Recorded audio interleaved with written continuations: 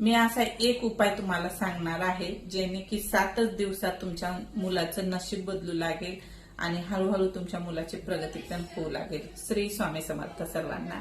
जर आई असाल तर व्हिडिओ शेवटपर्यंत पहा आणि व्हिडिओ आवडल्यास नक्की स्वामी आईसाठी व्हिडिओला लाईक करा आणि आपल्या चॅनलला सबस्क्राईब करा। चला, एक तुमच्यासाठी छोटासा उपाय घेऊन आलेली आहे।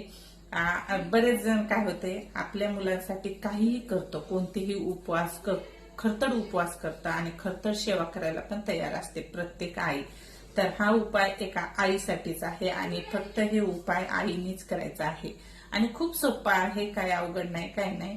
ज्यांना स्वामीवर विश्वास आहे, स्वामीवर श्रद्धा आहे, त्यांनीच हा उपाय करा।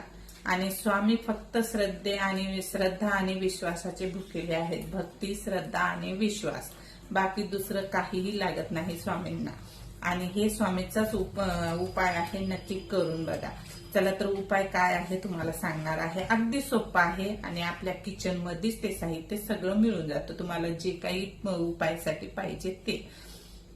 बऱ्याचदा आपल्या किचन मध्येच सगळं साहित्य असतं, पण आपण बाहेर जातो। बाहेर जाण्याची, ज्यांचा स्वामीवर विश्वास आहे आणि जे स्वामी सेवक आहेत, जे स्वामी भक्त आहेत, त्यांना बाहेर बाबा बुवा करण्याची काहीही गरज नाही मुलासाठी। ज्यांचे मुलं हट्टी आहेत, अभ्यासात लक्ष देत नाहीत, शिक्षणात प्रगती होत नाही, धंद्या पाण्यात प्रगती होत नाही, नोकरी व्यवसायात प्रगती होत नाही, त्यांच्यासाठी हा उपाय आहे। तर काय करायचं आहे थोडक्यामध्ये मी सांगून देणार आहे, जास्त व्हिडिओ पण मोठा करणार नाही।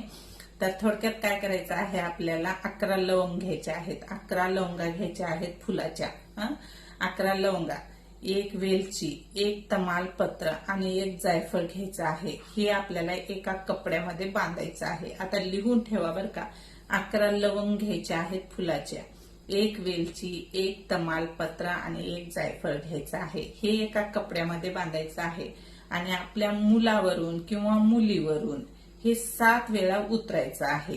7 वेळा उतरायचं आहे, ते फक्त आईनच उपाय करायचा आहे। आता हे 7 वेळा उतरून झाल्याच्या नंतर आपल्याला हे काय करायचं आहे, पोटली जी केलेली आहे कपड्याची, तर ती पोटली गॅसवर किंवा गौरी असते ना विस्तू, लाकडाचा विस्तू असो किंवा गौरीचा विस्तू, त्याच्यावर ही पोटली जाळून टाकायची आहे।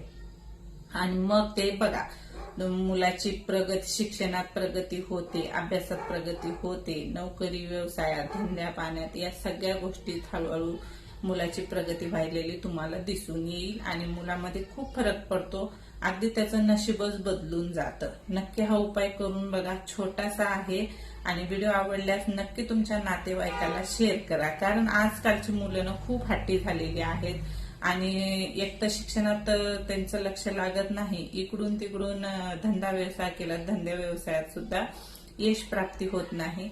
नक्की हा उपाय करून बघा आणि नंतर कमेंट करून सांगा तुमच्या मुलामध्ये काय फरक जाणवलेला आहे।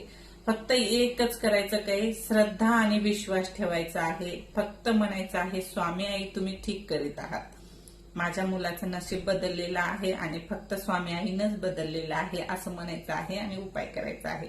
उपाय आवडल्यास नक्की लाईक करा, शेअर करा आणि कमेंट करून सांगा श्री स्वामी समर्थ।